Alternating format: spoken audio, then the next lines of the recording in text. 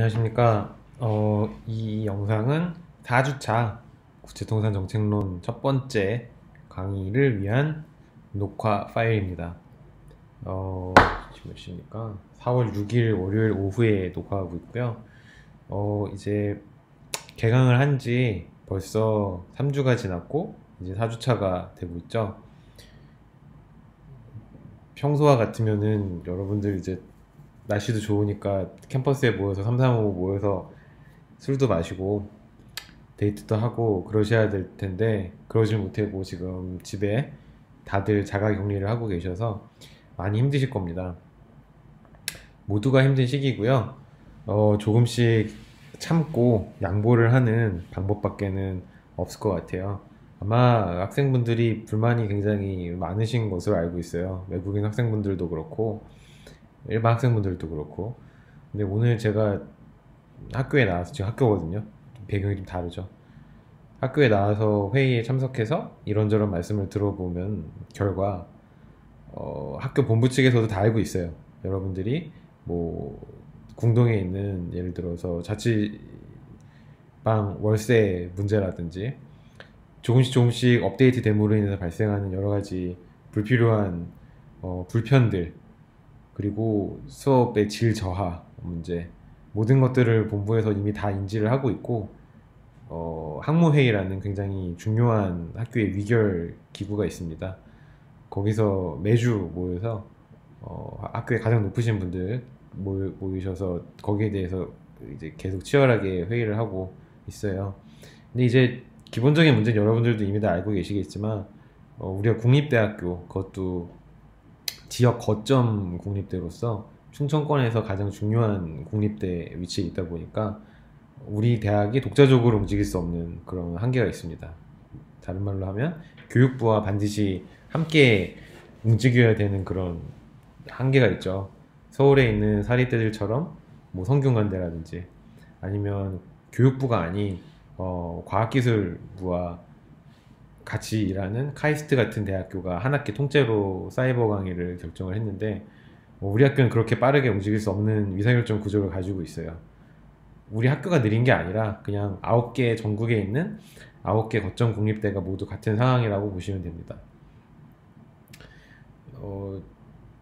일각에선 이제 성균관대나 카이스트처럼 일찌감치 사이버 강의를 결정한 대학이 오히려 무책임하다는 그런 비판도 많이들 하고 계시죠. 강의의 어떤 질 저하를 그냥 그대로 방치하고 너무 편의 중심적으로 간 게 아니냐, 뭐 그런 비판도 있습니다. 어쨌든 우리 학교는 4월 27일 이제 대면 강의 실시를 목표로 하고 있지만 아마 단계적으로 이루어질 것 같아요. 무슨 말씀이냐 그러면 10명 이하의 소규모 강의부터, 그러니까 즉 충분히 사회적 거리두기를 대면 강의에서도 실현 가능하게 만들 수 있는 소규모 강의 위주로 먼저 대면 강의를 시작을 할 것 같습니다. 그렇게 한 이유는 우리 같은 이제 사회과학대는 사실상 강의 위주로 수업이 진행되기 때문에 크게 상관이 없지만, 이공계 대학이나 위과대학 같은 경우에는 반드시 실험 실습 과목이 들어가야 되거든요. 그쪽은 정말 지금 수업이 완전 파행으로 운영이 되고 있기 때문에 소규모의 실험 실습, 그리고 이제 이공계 같은 경우에는 대학원 랩실 운영, 이쪽부터 정상화를 시키고자 하는 것이 학교 측 학교 본부의 어떤 계획이고, 그 다음에 그렇게 해도 확진자 수가 급격하게 늘지 않고 충분히 사회적 거리두기를 통해서 확진자 수를 억제할 수 있겠다, 즉 확진자 커브를 플랫하게 만들 수 있겠다라고 판단이 들면, 그때는 아마 우리 같은 사회과학대의 대형 강의들도 하나 둘씩 시범적으로 다시 대면 강의 실시하지 않을까 생각을 합니다. 그러니까 지금 가장 중요한 거는 조금씩 또 참는 거예요. 교수들도 힘듭니다. 저도 너무 힘들어요 지금. 이거 노트북 앞에서 떠드는 것도 한두 번이지, 이제는 정말 이번 학기 통째로 사이버 강의로 끝까지 진행이 된다라는 가정하에서 운영을 해야 될 것 같아요 이제. 그래서 중간고사 같은 것도 지금 방금 전 회의에서도 계속해서 중간고사 얘기를 하고 왔고, 어떻게 할 것인지 여러분들도 슬슬 마음의 준비를 하고 계시기 바랍니다. 이번 학기는 어쩌면 사이버 강요로 마무리될 수도 있다. 그럴 경우 내가 이 수업을 듣는 권리 최대한 지키기 위해서 어떠한 노력을 해야 될 것인지 한번 생각을 해보시기 바랍니다. 저도 고민 중입니다. 어떻게 이 강의를 계속해서 운영해 나갈지. 일단 PT 파일에 최대한 많은 정보를 담는 방법밖에 없을 것 같아요. 다행히 제가 이번 학기 시작하기 전에 미리 만들어 놓은 이 PT 파일은 제 습관이 그렇습니다. 모든 걸 다 일단 때려 넣자는 식이어서 최대한 많은 정보가 들어가 있긴 해요. 그래서 최소한 이 강의 자료에서 키워드라도 발췌를 하셔서 여러분들이 이제 셀프 스터디를 하시는데 도움이 되기를 바랍니다. 저는 지난 영상과 마찬가지로 가장 중요한 것들, 즉 여러분들이 공부를 하심에 있어서 중요하게 짚고 넘어가셔야 될 부분들을 강조해서 설명을 드리는 방식으로 빠르게 진행을 하겠습니다. 왜냐하면 이 온라인 강의가 30분 이상 넘어가면 집중도가 확 떨어지거든요. 제가 유튜브에 강의를 올리고 있잖아요. 유튜브 스튜디오라는 앱이 있습니다. 거기서 제가 올린 유튜브 영상들에 대한 데이터 분석을 해줘요. 누가 들어와서 얼마만큼 보고 갔는지 다 나옵니다. 평균적으로 한 30분짜리 동영상을 올리면 한 20분 보고 가시더라고요. 물론 처음부터 끝까지 틀어놓으시고 딴짓을 하시는 분들도 많이 계시죠. 그런 거는 이제 통계 잡히진 않지만 어쨌든 30분 풀로 플레이가 이루어지는 경우는 굉장히 드물더라고요. 그래서 이게 참 문제고 고민입니다. 그렇다고 줌을 하자니 정말 그거는 에피션시가 많이 떨어지는 것 같아서 고민 중입니다. 대학원 과목은 많이들 하신다 그러는데 저도 생각 중이에요. 어떻게 할지 한번 지켜봅시다. 좀 더 지켜보고 결정을 했으면 좋겠습니다. 이번 이 챕터는 지난 시간에 살펴본 어떤 자유주의 통상정책과 보호주의 통상정책의 역사적인 흐름이 어떻게 와리가리 해왔는지, 왔다 갔다 해왔는지, 그거에 대한 연장선입니다. 그 중에서도 자유주의 통상정책의 어떤 뭐라 그럴까요? 이론적인 근거, 백그라운드를 살펴보는 시간입니다. 이 챕터가 굉장히 중요합니다. 그 이유는 명분은 자유주의 통상정책이 가지고 있기 때문이에요. 즉 이론적으로는 이 자유주의 통상정책이 맞습니다. 근데 현실은 이론적으로 이론에 의해서 움직이지 않기 때문에 보호주의 통상정책이 출연을 한 것이죠.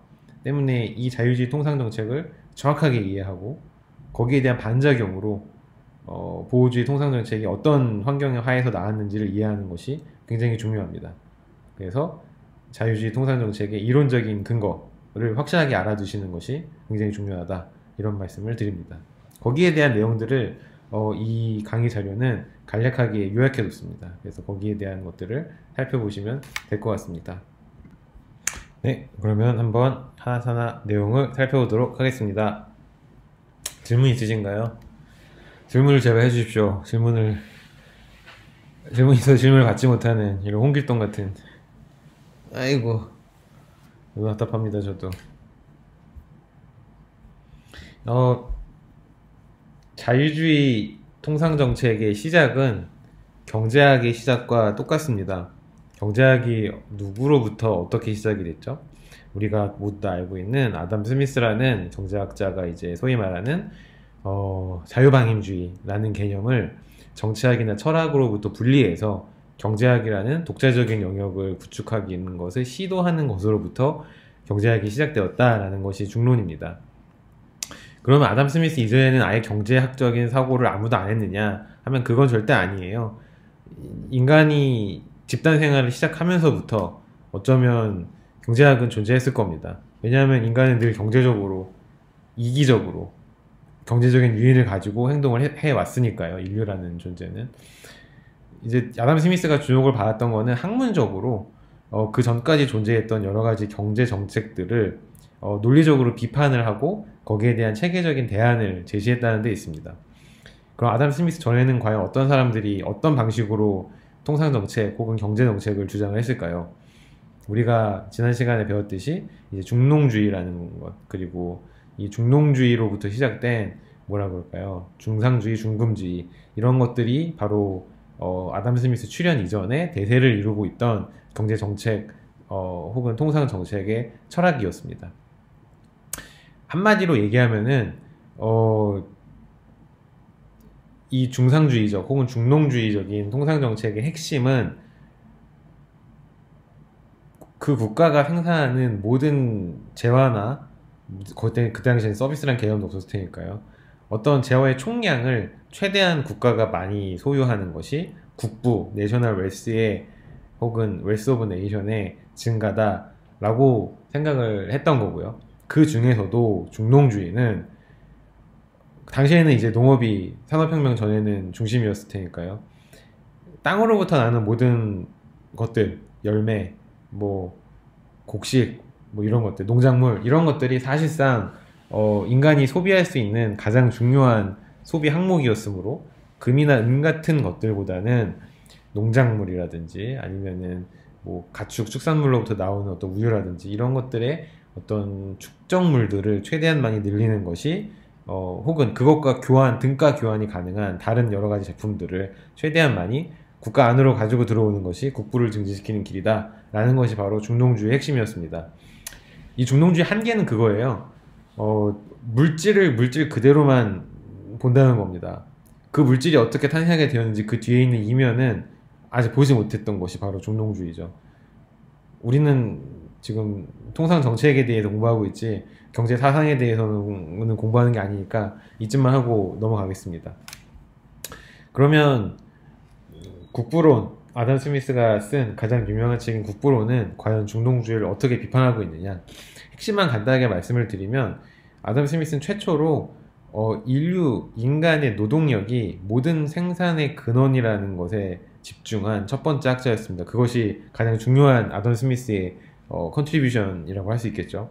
즉 아담 스미스는 축산물이든 그게 농작물이든 혹은 비단이든 혹은 향신료든 금이나 은이든 그것이 인간이 소비할 수 있는 어떤 형태로 시장 안에 주어졌을 때 가장 중요한 가치는 그런 것들, 그 표면적인 그런 제품들이 아니라 그게 만들어질 수밖에 없었던 필연적인 어떤 이유, 즉 인간의 노동력이 모든 생산의 근원이고 때문에 인간의 노동력을 얼마만큼 효율적으로 생산에 투입할 수 있느냐가 그 나라 국부를 증진시키는 어떤 핵심이다 라는 것을 주장했던 학자였던 거죠. 굉장히 큰 혁명적인 사고의 전환이고요. 소위 말하는 지금 우리 뉴스페이퍼에도 계속 나오는 생산성, 프로덕티비티, 그 중에서도 노동 생산성, 레이버 프로덕티비티에 집중한 최초의 학자였습니다. 여기서 요 노동의 어떤 생산성을 좀 더 극대화시켜서 이 중요성을 강조했던 경제학자가 바로 여러분들이 다들 알고 계시는 칼 마르크스라는 사람이고, 칼 마르크스와 아담 스미스는 생각하는 게 똑같았습니다. 즉 잉여 생산물이라는 개념이 존재하기 위해서는 인간의 노동력이 반드시 필요하고 그것이 핵심이다. 왜냐하면 인간은 만약에 지금 100이 필요해요. 그러면은 그 즉시 100만큼 만들어내는 사람들이 아니라는 겁니다. 어떨 때에는 80만 만들어내고 어떨 때에는 120까지도 만들어내요. 아담 스미스는 그것까지는 정확하게 설명을 하지 못했어요. 왜 그런지. 근데 어쨌든 생산량과 인간의 소비량은 반드시 일치하지 않는다는 거죠. 때문에 인간은 반드시 저축이나 저장 같은 개념을 필요로 합니다. 저축이나 저장을 해야지 미래에 뭔가 불확실성을 제거할 수 있으니까요. 저축이나 저장을 한다는 거는 필요한 만큼의 생산성에 더해서 조금 더 많은 걸 생산한다는 거니까 잉여 생산물이 발생한다는 것이고, 바로 이 잉여 생산 가치로부터 국부의 축적이 발생을 하는 것이다 라는 것이 아담 스미스의 생각입니다. 그럼 도대체 이 잉여 생산물의 가치를 극대화시키는 건 어떻게 하는 거냐? 자유방임주의라는 거죠. 자유방임주의지만은 그 생산 시스템을 조금 더 체계화시켜서 해야 되는데, 그 체계화시키는 방식이 바로 분업, 스페셜라이제이션이라는 것이고, 이 분업을 통해서 한 인간이 생산 공정에서 하나의 부분에 집중했을 경우 거기에 대한 스킬셋, 숙련도가 극대화돼서 올라간다. 때문에 효율성이 증대화되고 생산성이 증가할 수 있다라는 겁니다. 즉 시장에 그대로 모든 것을 맡겨두고 생산 공정을 맡겨두고 시장에서 그 생산 공정을 가격에 위해서, 보이지 않는 손 가격에 위해서 자율 조정되도록 해두는 그런 국가가 바로 국부를 가장 높게 크게 증가시키는 국가다 라는 것이 스미스의 주장이었고, 그런 국가를 일컬어 야경 국가라고 얘기를 하죠. 여기까지는 여러분들이 고등학교 윤리교과서 혹은 대학교 교양 과목에서 익히 공부하셨던 내용들입니다. 그럼 이거를 통상정책과 한번 연계시켜 볼까요? 첫 번째로 정말 중요한 아담 스미스의 사상은 분업이라는 개념이 국내 안에서만 존재하는 것이 아니라 국제적으로도 분업이 존재할 수 있다는 주장입니다. 굉장히 이것도 혁명적인 생각이죠. 즉 어떤 나라가 무엇에 대해서 생산을 더 잘해요. 여기서 아담 스미스가 생각했던 이 조금 더 생산을 잘 한다는 것은 비교 우위가 아니라 절대 우위를 말하는 겁니다. 즉 우리가 100이라는 노동력을 투입해서 200을 생산하면은 저쪽에서 10이라는 노동력을 투입해서 50만큼 생산해도 우리한테 절대 우위가 있는 거죠. 비교인 저쪽에 있지만은. 근데 아담 스미스는 절대 우위가 어쨌든 그 나라의 어떤 분업 스페셜라이제이션을 결정하는 중요한 척도라고 판단을 했어요. 여기까지 온 것만 해도 대단한 거죠. 어쨌든 분업을 통해서 우리는 이 산업에 종사하고 너네 국가는 저 산업에 종사해서 그것을 국제 교역을 통해서 국제 무역을 통해서 나누어 가지면 소비되는 지점은 생산 지점보다 더 높은 수준에서 달성될 것이다 라는 것까지 아담 스미스가 생각을 한 겁니다. 여기서 중요한 것은 바로 노동 생산성이라는 거죠. 노동 생산성이 높으면 높을수록 절대 우위를 가져올 확률이 높고 우리는 그것을 수출해서 더 많은 돈을 벌 수 있으니 국부는 더 증진될 것이다. 때문에 노동력이 굉장히 중요하고 노동자의 숙련도 혹은 국내 안에서의 분업도 굉장히 중요하다. 그렇게 만들기 위한 야경 국가로서의 자유방임주의적인 통상정책, 경제정책이 굉장히 중요하다라는 것이 아담 스미스 생각입니다. 굉장히 리버럴한 생각이죠. 굉장히 국가의 존재를 최소화하고 시장에서의 자율적인 조정 기능을 극대화하는 것이 아담 스미스가 생각했던 이상적인 국제교역 흐름이었어요. 때문에 자유주의적인 통상정책의 뿌리를 아담 스미스의 사상으로부터 찾을 수 있는 겁니다. 제가 너무 빠르게 말하죠. 마음이 급해서. mem급. 식 1번은 그러한 어떤 이제 아담 스미스의 사상을 식으로 간단하게 표현한 거예요. TFP는 Total Factor Productivity, 총 요소 생산성이라고 하는 그 국가 전체의 평균적인 생산 수준, 생산 기술 수준을 나타냅니다. 그리고 N은 노동력. 여기서 아담 스미스는 산업혁명 이전에 살던 사람이니까 자본 혹은 공업 기술 이 생산 요소로 투입이 된다는 것까지 생각을 못했어요. 그래서 노동력이 선형적으로 생산성과 프로덕티비티와 결합이 되어서 그 나라 전체적인 국부 GDP를 만들어낸다 라는 것이 아담 스미스의 생각이었습니다. 때문에 자유경쟁 혹은 인간의 이기심에 의한 그리고 시장 가격에 의한 자율조정기, 시장의 자율조정 기능이 가장 중요하다. 국부를 극대화시키기 위해서는. 그것이 아담 스미스의 생각이었고요. 이러한 아담 스미스의 생각에서 관세는 어떤 의미였을까요? 관세는 당연히 나쁜 쪽이었습니다. 아담 스미스에게는. 왜냐하면 절대 우위에 의한 자연스러운 교역의 흐름을 방해하는 요소였거든요. 관세라는 것은. 때문에 관세를 최소화하고 그 나라 국민들이 알아서 절대 우위를 찾아가게 해서 알아서 물건을 수출하고 수입하게끔 하는 것이 가장 국민들의 후생을 극대화시킨다는 생각을 가지고 있었습니다.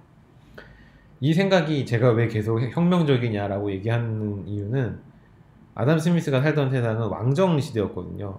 엄연히 왕이 존재했던 시대였어요. 그 다음에 아담 스미스는 스코틀랜드 사람인데 스코틀랜드도 왕이 존재했던 나라고요. 때문에 국가의 주인이 있는 상황이었습니다.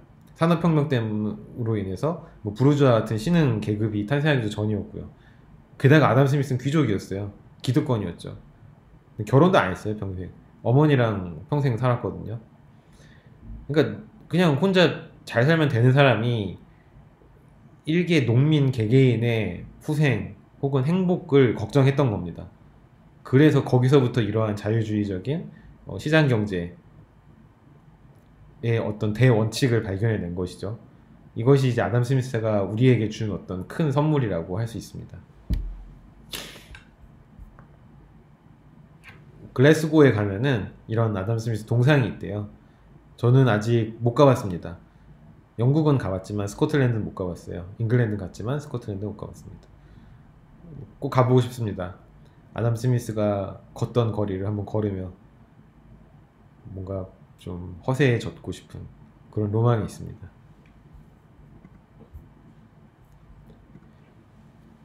그러면 아담 스미스의 사상의 기초에서 국가의 개입을 최소화하는 자유주의적인 경제 정책의 근거에서 자유주의적인 통상 정책의 이론적인 근거를 한번 살펴볼까요?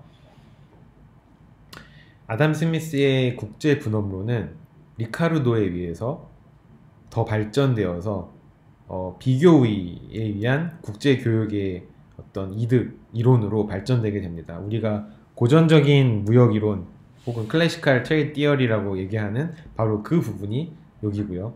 이 부분은 여러분들이 아마 국제무역론이라든가 뭐 국제무역 연구 이런 과목들에서 이미 다 공부를 하셨으므로 따로 설명을 드리지 않겠습니다. 하지만 반드시 복습을 해보세요. 즉 리카르도는 아담 스미스와 마찬가지로 어떤 자기 그 국가가 잘 생산을 다른 국가보다 잘 하는 것이 있다고 생각했습니다. 그래서 그것에 특화해서 그것에 집중해서 생산을 하고 그것을 수출할 경우 최종적인 소비 지점은 최초의 생산 지점보다 높은 위치에 있을 것이므로 결국 자유로운 국제무역은 그 나라의 후생을 증가시킬 것이다 라는 생각을 가지고 있었습니다. 때문에 이 이론에 의하면 모든 나라는 다른 나라보다 반드시 최소한 한 개에 있어서는 비교 우위를 가지고 있어요. 때문에 비교 우위를 가지고 있는 국가는 반드시 문호를 개방하고 수출과 수입을 해야 됩니다. 그것이 리카르도와 아담 스미스가 주장한 바고 현재 우리나라 즉 한국은 그렇게 하고 있죠. 수출액과 수입액이 국내 내수와 비슷한 수준을 이룰 정도로 굉장히 대외 개방적인 경제 구조를 가지고 있습니다. 거기에 올인하고 있는 거죠. 사실상 우리나라는 자원이 그렇게 풍부하지 않기 때문에 어쩔 수 없는 선택이기도 하지만 또 그 안에서 우리나라가 굉장히 전략적으로 잘 이룩한 부분도 있는 것 같아요.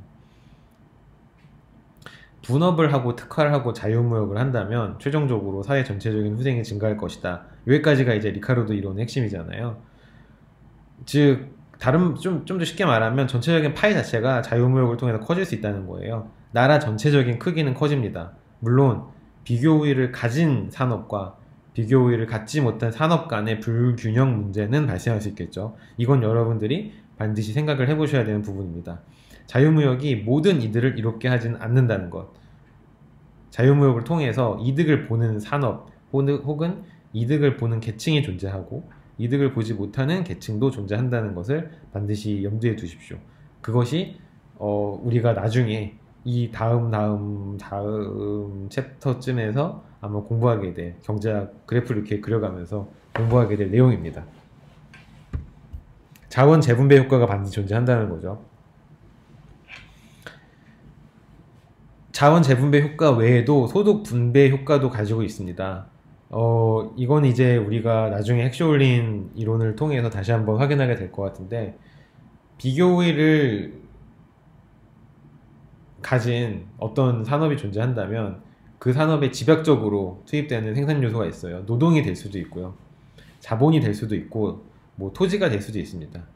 그 생산 요소에 돌아가는 소득 수준이 상대적으로 높아지게 됩니다. 즉 우리나라가 노동 풍부국이다 하고 노동 집약적인 산업에 집중을 해서 노동 집약적인 제품을 수출해서 소득을 거뒀어요. 그러면은 그 노동 집약적인 산업에 투입된 그리고 뭐 자본 집약적인 산업에 투입된 노동 생산 요소에 대한 소득이 증가한다는 얘기죠. 즉 노동과 자본 간의 소득 재분배 효과가 발생을 하는 겁니다. 이것이 좋다 나쁘다라고 얘기할 수는 없어요. 그것은 정책적인 어떤 판단에 의해서 지금 소득 재분배 효과가 너무 극심하게 발달한다라고 생각한다면 안 좋은 것이고요. 반드시 좋다고 얘기할 수만은 없는 효과입니다.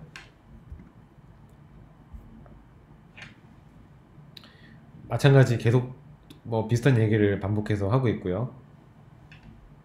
그렇죠? 쭉 읽어보시죠. 리카르도 모형의 아주 전형적인 얘기입니다. 수출과 수입 간에 비대칭적인 효과가 발생을 하는 거예요. 리카르도 모형은 다들 알고 계시겠지만. 그림으로 나타내면 이렇습니다. 제가 어디서 퍼온 그림이기 때문에 제 미학적인 만족도에는 만족하지 않지만 잘 표현한 거기 때문에 가져와 봤습니다. 앙골라와 보츠와나 간에 포테이토와 슈즈, 신발을 교환하는 굉장히 전형적인 리카르도 모형의 그림입니다.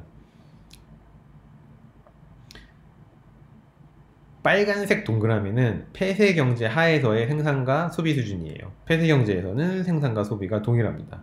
근데 앙골라 같은 경우에는 감자 소비에 집중한 것 같고요. 보츠와나 같은 경우에는 신발 생산에 집중한 것 같습니다. 앙골라도 감자 생산에 집중했고요. 그래서 앙골라는 감자를 수출하고 보츠와나는 신발을 수출해서 서로 나눠 가졌어요. 그랬더니 녹색 세모 지점만큼 소비를 하게 된다는 거죠. 녹색 세모 지점은 빨간색 동그라미 지점에 비해서 감자와 신발 모두, 보츠와나는 조금 다르지만 더 높은 데 위치해 있으므로 소비 수준이 전체적으로 향상되었다고 얘기할 수 있습니다. 즉 전체적인 파이가 커진 거죠. 앙골라 같은 경우에는 전체적인 파이가 골고루 잘 퍼졌다고 얘기할 수가 있고요. 보츠와나 같은 경우에는 신발을 더 많이 생산했지만 최종적인 신발의 소비 수준은 폐쇄 경제 하에서보다 적습니다. 즉 오히려 신발에 대한 최종적인 소비 수준은 줄어들었다고 얘기할 수가 있네요. 대신에 감자의 소비 수준을 좀 더 많이 늘린 경우라고 할 수 있습니다. 이렇게 반드시 수출이 모든 산업에 있어서 골고루 긍정적인 영향을 미치는 것만은 아니다 라는 것을 반드시 염두에 두시기 바랍니다. 계속해서 우리는 자유주의 통상정책의 이론적인 근거에 대해서 살펴보고 있습니다. 이제 리카르도 모형을 벗어나서 한번 핵시올린 모형으로 가볼까요? 핵시올린 모형은 간단합니다. 핵시올린 모형도 간단히 정리해볼까요? 여러분도 다 알고 계시겠지만 이번에 생산 요소가 크게 두 개예요. 노동과 자본이라는. 그리고 어떤 나라는 노동 풍부국이고 어떤 나라는 자본 풍부국입니다. 태어날 때부터 죽을 때까지 정해져 있어요. 노동 풍부의 경우에는 노동 집약적인 산업에 대해서 비교 우위를 가지고 있고 자본 풍부의 경우에는 자본 집약적인 산업에 대해서 비교 우위를 가지고 있습니다. 서로 집약적인 산업을 생산을 더 많이 해서 수출하고 그렇지 못한 산업에서 생산된 제품을 수입을 합니다. 때문에 노동 집약적인 국가인 경우에는 노동 생산 요소 소득이 늘어나고요. 자본 풍부국인 경우에는 자본 집약적인 산업을 수출하기 때문에 자본 생산 요소 소득이 늘어나게 되겠죠. 그래서 노동 집약적인 산업과 자본 집약적인 산업 간에 재분배 효과가 발생을 하게 됩니다. 이것이 왜 사회적인 문제가 되냐면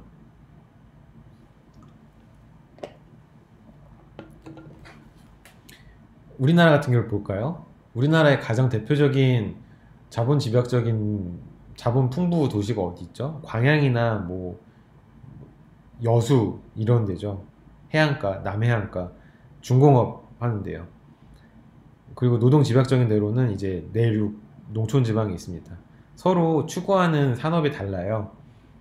근데 어떤 산업은 수출을 하고 어떤 산업은 수입을 합니다. 자연스럽게 그렇게 되겠죠. 관세가 존재하지 않는다면은. 지역마다 서로 이해관계가 다르기 때문에 충돌을 하겠죠. 이런 문제도 한번 생각을 해보시면 좋을 것 같습니다. 여전히 앙골라와 보츠와나가 서로 수출과 수입을 하고 있고요. 굉장히 그림이 이런 걸 보고 이제 가장 이런 걸 정확하게 표현하는 영어 표현이 awkward 하다는 건데 굉장히 awkward 하네요. 아무튼 감자는 토지 집약적인 산업이래요. 여기서 우린 생산 요소가 노동과 토지 두 개 있다는 것을 알 수 있습니다. 자본은 없어요. 그 다음에 신발은 노동 집약적인 산업이네요. 보츠와나는 노동 풍부국이고 앙골라는 토지 풍부국이랍니다. 그래서 서로 각자 풍부한 자원을 이용해서 각자 집약적인 산업을 더 많이 생산하고 그걸 수출한다는 그런 개념입니다. 핵쇼올린도 간단해요. 간단하지만 결론은 우리는 항상 통상 정책적인 관점에서 생각을 해야 되는 거니까 이렇게 될 경우 결과적으로 어떤 일이 발생을 할까, 그 나라 안에서 정책가는 그걸 어떻게 받아들여야 될까, 이제 그것을 염두에 두고 생각을 하는 거죠. 한 번 더 나아가야 되는 거죠. 지금까지는 정태적인 효과였습니다. 정태적인 효과라 함은 다이나믹하지 않다는 거예요. 너무 무책임한가요? 동태적은 다이나믹한 거고요. 다이나믹하다는 거는 시간의 흐름을 염두에 둔다는 겁니다. 한번 볼까요? 자유주의 통상정책의 동태적인 효과가 무엇이 있는지. 수출 산업은 크게 하나의 산업으로만 단독적으로 존재하진 않죠. 우리 현대자동차를 한번 볼까요? 현대자동차는 자동차를 수출하지만 자동차를 수출하기 위해서는 철강 산업이 필요하고요. 자동차를 수출한 다음에는 보험 같은 게 필요합니다. 혹은 애프터 서비스 산업이 필요하죠. 이처럼 하나의 산업의 근간을 형성하는 후방 산업과 전방 산업이 존재해요. 즉 수출 산업에 미치는 효과도 후방 산업과 전방 산업에 골고루 미칩니다. 철강 산업 같은 경우에는 후방 산업이니까 후방 연관 효과가 발생을 하고요. 즉 현대자동차가 잘 나가면 포항제철이 같이 잘 나갑니다. 현대제철도 같이 잘 나가고요. 그 다음에 전방 산업 효과도 있어요. 수출의 결과로 발생하는 산업이죠. 자동차 보험, 해상은 아닌가요? 뭐 애프터 서비스, 그 다음에 튜닝 산업 이런 거 있잖아요. 이런 것들 밑에 얘도 잘 써있네요. 즉 수출을 하게 되면은 다이나믹하게 전방 산업과 후방 산업에 골고루 영향을 미쳐서 그 나라의 어떤 경제 전체적인 활력을 증대시킨다는 것이 일반적인 이론입니다. 여기 자동차 산업에 대한 그림이 잘 나와 있네요. 현대자동차 예를 들었는데 그림은 아우디죠. 아우디를 저는 아우디 자동차를 뭐 그렇게 썩 좋아하지 않습니다. 눈 많이 내리는 나라는 아우디가 좋아요. 사륜구동이 굉장히 좋거든요. 그래서 여러분들이 혹시 강원도에 살게 되신다던가 아니면 뭐 눈 많이 내리는 스위스라든가 미국 로키 산맥 이런 데 사실 예정이라면 아우디를 염두에 두십시오.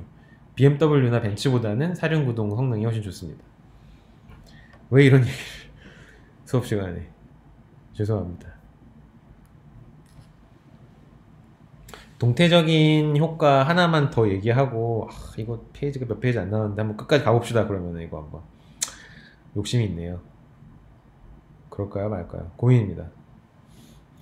수출하게 되면은 결국 판매 시장이 더 커지는 거예요. 현대자동차를 계속 예로 들면은 현대자동차는 잘 나갈 때에는 국내에 한 연간 800만 대를 팔았고요. 해외로 800만 대를 수출했습니다. 즉 내수 차량과 해외 수출 차량이 비슷비슷한 수준이거든요. 근데 현대자동차가 수출을 전혀 하지 않는다면 그냥 내수에만 머물러 있게 되니까 그들이 진출하는 시장 자체가 절반으로 줄어들겠죠. 즉 수출이라는 것은 신시장을 개척하는 효과가 있기 때문에 규모의 경제를 실현할 수 있다는 그런 장점이 있습니다. 규모의 경제는 여러분들 경제학 원론에서 배우셨겠지만은 대부분 좋은 효과를 불러일으킵니다. 많은 기업들이 덩치를 불리고자 하는 이유이기도 하고요. 또 다른 거는 이제 여러분들이 경제학 원론이나 거시경제학에서 배우신 그걸 조금 이용하면은 좀 더 재밌는 얘기를 할 수 있을 것 같습니다. 수출을 하게 되면은 순수출이 증가하게 되죠. GDP의 네 번째 파트 순수출 NX Net Export 파트가 있잖아요. 그거는 이제 순소득입니다. 근데 그거는 이제 국민저축으로 바로 들어가게 되죠. 그렇죠? 국민저축이라는 거는 투자로 연결되게 됩니다. S는 I니까요. 그렇죠? 이게 지금 식 2번과 식 3번에 대해서 말씀드린 겁니다. 근데 자본의 에볼루션, 자본의 진화, 식 4의 좌측은 새롭게 발생하는 투자와 과거에 존재했던 자본의 감가상각 된 이후의 자본, 식 4처럼 되죠. 즉 해외에 물건을 많이 팔면 팔수록 국내로 돈이 들어오고 국내로 들어온 돈은 국내의 새로운 투자로 이어지게 된다는 얘기입니다. 그걸 좀 어렵게 식 2, 3, 4번으로 써놓은 거예요. 거기에 대한 이제 연관성이 얼마만큼 있는지 실제 자료를 바탕으로 보여드리는 거고요. 수출을 많이 하면 투자가 많이 이루어지고요. 수출이 떨어지면 투자가 적게 이루어집니다. 즉 수출과 우리나라 투자는 굉장히 밀접한 연관성이 있다는 것을 아실 수 있고, 투자가 그 나라 경제 성장을 위해서 굉장히 중요하다는 것은 여러분들도 아마 잘 알고 계실 겁니다. 수출 측면뿐만이 아니라 자유주의적인 통상정책 이론은 수입도, 즉 무역의 두 기둥 중에 하나인 수입도 경제 발전에 긍정적인 영향을 미친다라고 얘기를 해요. 왜냐하면 수입을 한다는 것은 그 제품을 그냥 가지고 들어온다는 게 아니라 그 제품에 담긴 기술도 함께 가지고 들어온다는 의미가 됩니다. 흥선대원군의 세국 정책이 비판을 받는 이유 중에 하나죠. 우리나라가 일본처럼 일본과 비교하는 걸 별로 안 좋아하시는 분들이 계시겠지만 저는 좀 아쉬워서 한 말씀 드리자면 일본은 메이지 유신을 했잖아요. 즉 자기네들이 뒤처졌다는 것을 인정하고 서구의 문명을 받아들여서 개혁을 실시를 합니다. 우리나라는 그렇게 하지 않았어요. 당시로서는 최선의 판단이었겠지만 우리 조상님들이 내린 때문에 서구의 발전된 기술을 빠르게 수입할, 빠르게 들어올 기회를 잃게 됩니다. 수입을 안 한 거죠, 한마디로. 근데 그 당시 우리가 수입을 개방을 했다면 아마 역사는 많이 달라졌을 거라고 생각을 해요. 그것을 전시효과라고 보통 얘기를 합니다.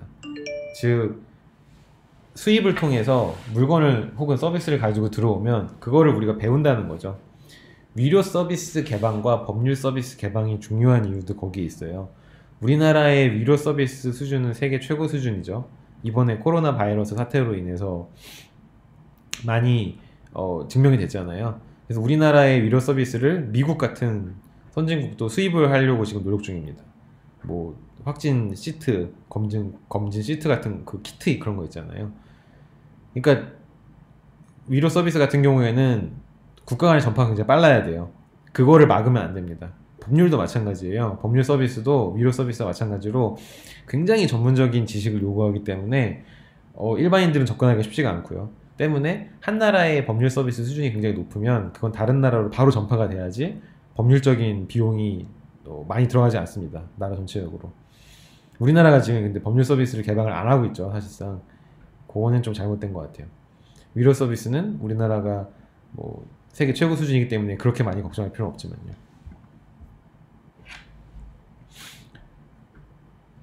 보이지 않는 손 얘기 있고요. 쭉 읽어보시면 됩니다. 이 부분은. 자유경쟁은 결국 경쟁을 심화시킨다는 겁니다. 경쟁을 심화시킨다는 것은 소비자 입장에서는 좋은 거예요. 여러분 경쟁시장과 독점시장 공부하셨잖아요. 독점시장이 왜 나쁩니까? 경쟁이 없어서 나쁜 거잖아요. 경쟁이 없으니까 독점기업은 가격을 높게 설정할 수 있고 가격이 높게 설정되면 소비자는 좋지가 않아요. 후생이 감소하니까요. 그 얘기입니다. 근데 자유주의 통상정책을 실시하면 우리나라는 삼성이랑 LG만 팔다가 이제 뭐도 갖고 들어올까요? 뭐 휴레패커드도 들어오고 뭐 델도 들어오고 IBM도 들어오고 뭐 레노버도 들어오고 경쟁을 하다 보면 가격이 하락하지 않겠어요? 그건 소비자한테 좋으니까 소비자 후생을 증가시킬 수 있다는 겁니다. 경쟁 기업 입장에서도 선진 최고 가장 좋은 물건을 만들어내는 기업만이 살아남으니까 경쟁을 통해서 더 나은 기술을 빨리 발전시킬 수 있겠죠. 삼성이 이제 반도체를 빨리빨리 만들어내는 것도 그런 이유겠죠. 경쟁자가 있기 때문에. 경쟁자가 없다면 삼성은 지금처럼 부지런하지 못했을 겁니다. 많이 게을렀을 거예요. 그럼 우리는 지금보다 훨씬 성능이 떨어지는 휴대폰을 가지고 다녀야 했겠죠. 자유주의 무역은 이렇듯 기술 진보 속도를 더 빠르게 만들고요. 기술이 진보하는 속도를 빠르게 만들지만 그로 인해서 판매되는 제품과 서비스의 가격은 떨어뜨리는 효과가 있고요. 시장 전체적으로는 효율성이 증가하는 효과가 있습니다. 좋은 거죠. 아마존 이펙트에 대해서는 나중에 따로 시간을 들여서 얘기하고 싶을 정도로 할 얘기가 많은데요. 어쨌든 아마존 같은 이커머스 시장이 확대되면서 전체적인 가격 수준이 많이 떨어졌다는 거예요.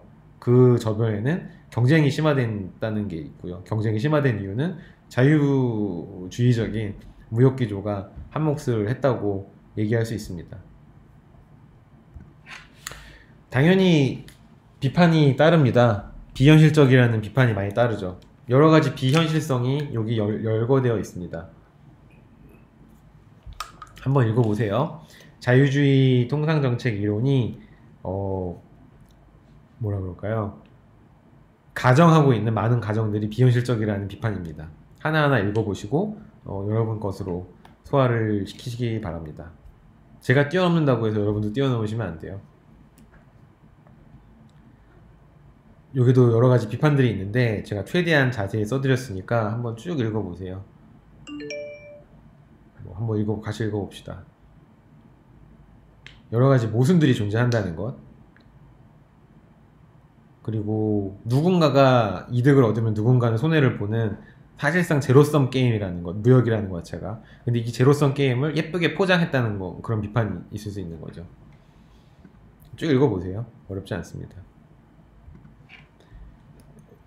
이것도 재밌는 어떤 비판이어서 적어놨습니다. 확산 효과와 역류 효과에 대한 비교입니다.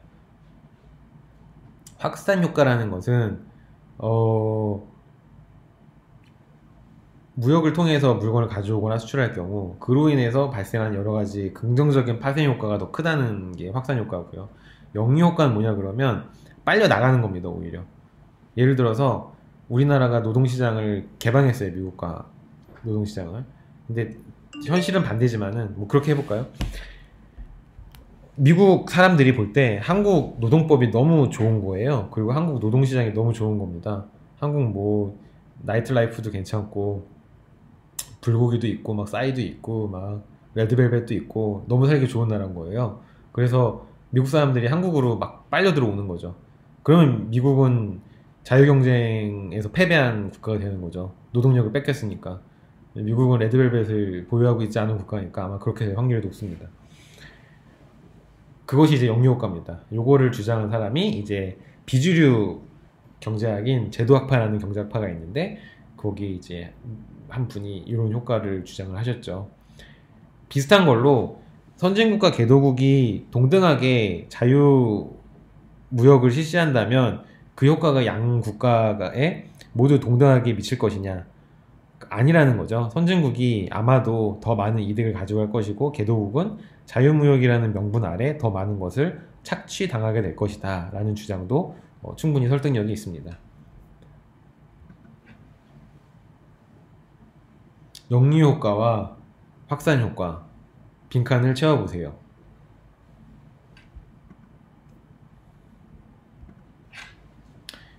마지막 페이지입니다. 경제발전이 과연 자유무역을 통해서 경제발전이 가능하냐? 여러 가지 비판이 있습니다. 여러 가지 비판이 있고 굉장히 이 비판들은 첨예하고 예민한 문제이기 때문에 여러분들이 한번 잠들기 전에 이부자리에서 한번 생각을 해보시면 좋을 것 같아요. 선진국과 개발도상국은 경제발전 그래프가 다르잖아요.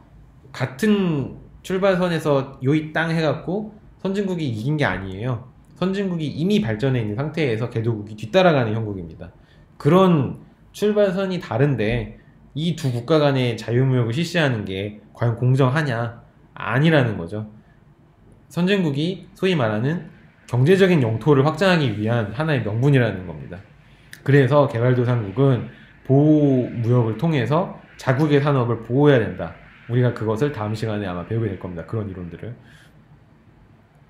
마찬가지로 개도국 입장에서는 자유무역 이론이 잘 맞지 않는 경우가 많아요. 예를 들어서 가격이 완전 탄력적이냐? 아니라는 거죠. 많은 국가들에서는. 고용이 완전하냐? 완전 고용 수준이냐? 아니라는 거죠. 그 다음에 생산 요소가 국가적으로 이동할 수 있냐? 아니라는 거죠. 뭐 이런 것들. 많은 가정들이 비현실적이라는 겁니다. 이런 비현실적인 가정들 하에서는 자유무역이 모두를 이롭게 하는 그런 무역이론은 절대 아니라는 그런 비판을 지금 하고 있는 겁니다. 여기에 대해서는 조금 더 각자 공부를 해보셨으면 좋겠어요. 중요하거든요. 우리는 단순히 수식을 다루는 경제학자가 아니라 세상의 어떤 통찰력을 가지고 세상의 흐름을 바라보는 사회과학자이기 때문에 항상 거기에 대한 마인드를 이렇게 가지시고 이런 문장들을 읽어 내려가셨으면 좋겠습니다. 여기까지 녹화를 하겠습니다. 다음 시간에는 보호무역주의, 보호주의 통상정책의 어떤 이론적인 근거들을 한번 알아보겠습니다. 항상 코로나 바이러스 조심하시고요. 사회적 거리두기 실천 잊지 마시기 바랍니다. 우리 모두 건강해지는 그날 다시 만날 것을 기대하면서 오늘 강의는 이만 줄이도록 하겠습니다. 감사합니다.